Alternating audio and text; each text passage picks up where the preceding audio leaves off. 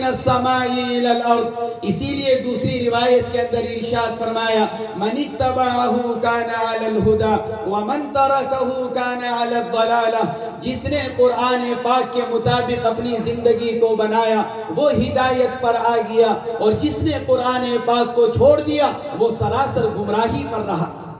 سیدنا علی رضی اللہ تعالی عنہ فرمایا کرتے تھے، نبی کریم علیہ السلام کا ارشاد ہے قرآن ایسا سفارشی ہے جس کی سفارش کو قبول کیا جائے گا، قرآن ایسا جھگڑنے والا ہے جس کی بات کو جھوٹا قرار نہیں دیا جائے گا. جس نے قرآن کو اپنے آگے رکھا یعنی قرآن کے مطابق اپنی زندگی کو بنا لیا وہ قرآن اس کو جنت تک پہنچائے گا، اور جس نے قرآن کو اپنے پشت کے پیچھے ڈال دیا یعنی قرآن سے اعراض کیا، قرآنی زندگی کو چھوڑ کر یہود و نصارہ کے طریقہ زندگی کو اختیار کر لیا، یہ قرآن اس کو جہنم تک پہنچائے گا. میرے دوستوں، بزرگوں اور بھائیوں، آج کا جو ماحول ہے،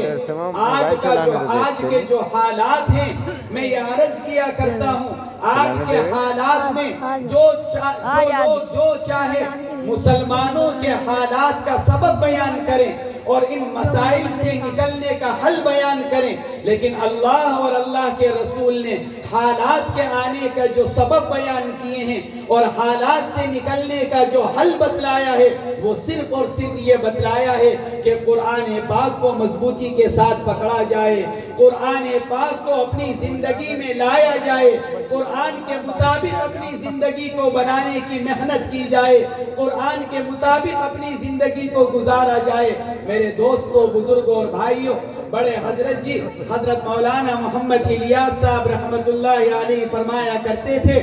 اللہ وہی ہے آج بھی جو حضرات صحابہ کرام کے زمانے میں تھا، قرآن وہی ہے جو حضرات صحابہ کرام کے زمانے میں تھا، قرآن وہی ہے جس کو صحابہ کرام پڑھا کرتے تھے، قرآن وہی ہے جس کے مطابق صحابہ کرام زندگی گزارا کرتے تھے، جس کو صحابہ اپنی زندگی میں لانے کی محنت کرتے تھے، اور اللہ بھی وہی ہے جو صحابہ کرام کے زمانے میں تھا. فرمایا کرتے تھے آج بھی اگر مسلمان قرآن کو اپنی زندگی میں لے کر آ جائے، آج بھی اگر مسلمان قرآن کے ساتھ اپنا وہ تعلق قائم کر لے جو حضرات صحابہ کرام نے قرآن کے ساتھ تعلق قائم کیا تھا، تو اللہ بھی وہی ہے، قرآن بھی وہی ہے، اس کی تاثیر بھی وہی ہے جو حضرات صحابہ کرام کے زمانے میں تھی. اللہ آج بھی اپنی وہی مدد نازل فرمائیں گے جو حضرات صحابہ کرام کے زمانے میں آیا کرتی تھی.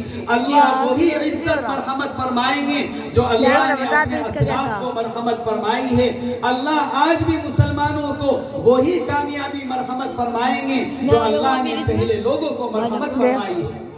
میرے دوستوں، بزرگوں اور بھائیوں، ہم بھی کامیابی چاہتے ہیں لیکن قرآن کو چھوڑ کر یہود و نصارہ کے طریقے میں، ہم بھی کامیابی چاہتے ہیں لیکن قرآنی تعلیمات کو چھوڑ کر دنیاوی تعلیمات کے ذریعے سے ہم بھی کامیابی چاہتے ہیں، عزت چاہتے ہیں، لیکن اللہ اور اللہ کے رسول کے طریقہ زندگی کو چھوڑ کر یہود و نصارہ کی تعلیمات کے ذریعے سے اور یہود و نصارہ کے طریقہ زندگی کے ذریعے سے. میرے دوستوں، بزرگوں اور بھائیوں، اللہ تبارک و تعالی نے ہم کو قرآن دیا، لہذا ضرورت ہے اس بات کی کہ مسلمان اجتماعی طور پر، مسلمان انفرادی طور پر قرآن پاک کی طرف پلٹ کر آئے، قرآن پاک کو پڑھنے والا بنے. آج تو ہمارا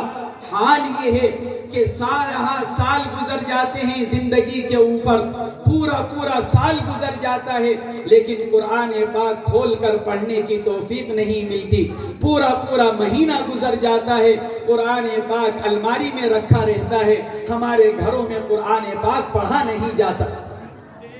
اللہ تبارک و تعالی نے دنیا اور آخرت کی برکتیں قرآن پاک کے اندر رکھی ہیں، ساری برکتوں کے خزانے اللہ نے قرآن پاک میں رکھے ہیں. ساری برکتوں کے خزانوں کے مالک خود اللہ تبارک و تعالی ہیں۔ اللہ کی ذات خود بابرکت ہے۔ تبارک الذی نزل الفرقان علی عبدہ، بڑی بابرکت ہے وہ ذات عالی جس نے قرآن پاک کو نازل کیا اپنے بندے جناب محمد الرسول اللہ صلی اللہ علیہ وسلم پر۔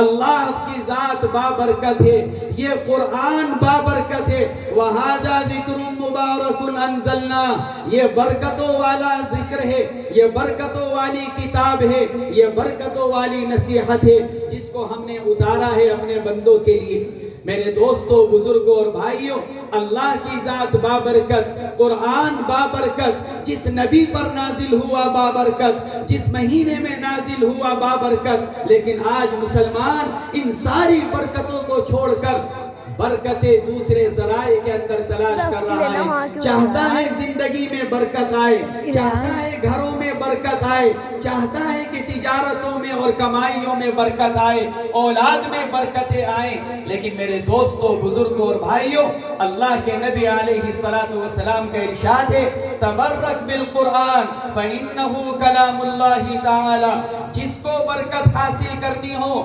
قرآن کے ذریعے سے برکت حاصل کرے، اس لیے کہ قرآن اللہ کا کلام ہے،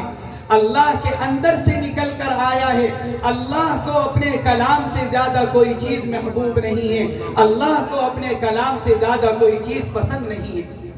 سیدنا حضرت خباب بن الارت رضی اللہ تعالی عنہ فرمایا کرتے تھے کہ لوگوں، اگر تم اللہ کا قرب حاصل کرنا چاہتے ہو قرآن پاک کے ذریعے سے اللہ کا قرب حاصل کرو، اس لیے کہ کوئی چیز ایسی نہیں ہے کہ جس میں اللہ کے کلام سے بڑھ کر اللہ کا قرب آدمی کو حاصل ہو سکتا ہو۔ اس لیے میرے دوستوں، بزرگوں اور بھائیوں، بس مختصر بات یہ عرض کرنی تھی کہ آج ہماری جو غفلت قرآن پاک کے ساتھ ہے اور اب تک کی جو ہماری زندگی قرآن پاک کی طرف سے غفلت میں گزری ہے، ہم اللہ تبارک و تعالی سے اس پر استغفار کریں، اللہ سے معافی چاہیں اور آئندہ کے لیے ہم یہ عہد کریں کہ ہم انشاءاللہ قرآن کے ساتھ اپنا تعلق مضبوط کریں گے، ہم خود بھی قرآن پاک پڑھیں گے، ہم اپنے بچوں